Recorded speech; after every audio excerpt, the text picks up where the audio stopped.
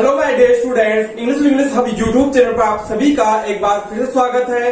आज हम बात करने वाले हैं मॉडल वर्ब शुड के बारे में। शुड के जितने भी प्रकार हैं आज हम इस वीडियो सेशन में डिस्कस करने वाले हैं। तो सबसे पहले हम बात कर लेते हैं शुड। शुड का अर्थ होता है चाहिए। आप सभी जानते हैं शुड का प्रयोग एडवाइस एंड सजेशन, सलाह या फिर सुझाव व्यक्त करने में होता है।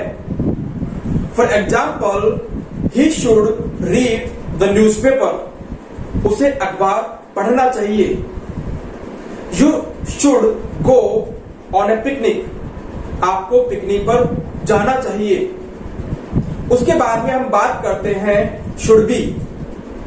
जब हम वाक्य में अवस्था की बात करें, किसी के पद की बात करें या फिर संज्ञा या सर्वनाम की विशेषता बताए तो हमें यूज करना है शुड बी। इसका अर्थ होता है होना चाहिए। For example, he should be an engineer. उसे एक इंजीनियर होना चाहिए। You should be handsome. आपको सुंदर होना चाहिए। तो हम किसी संज्ञा या सर्वनाम की विशेषता बताते हैं या फिर उसकी स्थिति या अवस्था बताते हैं तो हमें यूज करना है शुड बी। जब हम शुड बी के बाद में प्लस वर्ब की थर्ड फॉर्म का यूज करते हैं तो वो बन जाता है एक पैसिव का सेंटेंस। जब हम पैसिव का सेंटेंस बनाए शुड मॉडल वर्ब के साथ तो हमें यूज करना है शुड बी प्लस वर्ब की third form. For example, I should be told about it. मुझे इसके बारे में बताया जाना चाहिए। जब हम पैसिव फॉर्म बनाते हैं शुड मॉडल से तो हमें यूज करना है शुड बी प्लस वर्ब की थर्ड फॉर्म का। उसके बाद में आता है शुड हैव। जब हम किसी वस्तु पर, किसी चीज पर किसी का स्वामित्व या फिर अधिकार दर्शाते हैं, अधिकार व्यक्त करते हैं तो हमें यूज करना है should have plus noun. For example, you should have some money. आपके पास कुछ पैसे होने चाहिए। He should have a dictionary. उसके पास एक डिक्शनरी होनी चाहिए। जब हम शुड हैव के बाद में प्लस वर्ब के थर्ड फॉर्म का यूज करते हैं तो उसका अर्थ निकलता है पास्ट टेंस में। जब हम पास्ट टेंस में एडवाइस एंड सजेशन, सलाह या फिर सुझाव व्यक्त करते हैं तो हमें यूज करना है शुड हैव प्लस वर्ब की थर्ड फॉर्म का। For example, he should have brought mangoes for me. उसे मेरे लिए आम लाने चाहिए थे। You should have watched that movie. तुम्हें वह मूवी देखनी चाहिए थी। उसके बाद में हम बात करते हैं शुड हैव बीन। जब हम वाक्य में अवस्था, स्थिति या फिर किसी संज्ञा सर्वनाम की विशेषता बताते हैं पास्ट टेंस में तो हमें यूज करना है शुड हैव बीन का। For example, you are a doctor. You should have been in the hospital that time.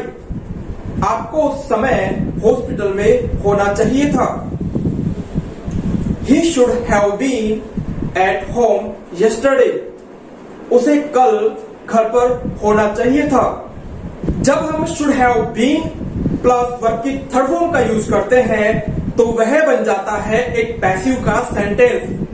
जब हम पास्ट टेंस में शुड मॉडल वर्ब का यूज करके पैसिव सेंटेंस बनाते हैं तो हमें यूज करना है should have been plus verb की थर्ड फॉर्म का।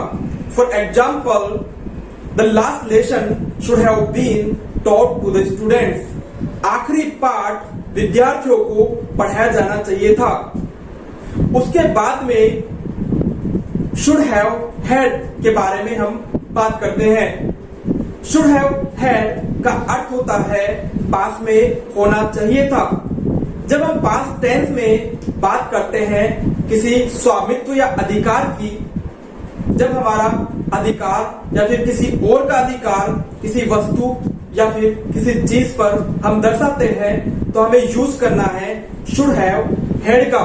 For example, you should have had a computer. आपके पास में एक कंप्यूटर होना चाहिए था। I should have had a new house. मेरे पास एक नया घर होना चाहिए था। उसके बाद में आता है should have to. Should have to होना ही चाहिए। जब हम ऑब्लिगेशन को दर्शाते हैं, बाध्यता को दर्शाते हैं कि कोई कार्य है वो करना ही चाहिए या बहुत मस्ट है, बहुत जरूरी है कि इसको करना ही चाहिए, तो हमें यूज करना है शुड हैव टू का। For example, you should have to play this match. आपको यह मैच खेलना ही चाहिए। दूसरा इसका एग्जाम्पल है he should have to attend this function. उसे यह फंक्शन अटेंड करना ही चाहिए।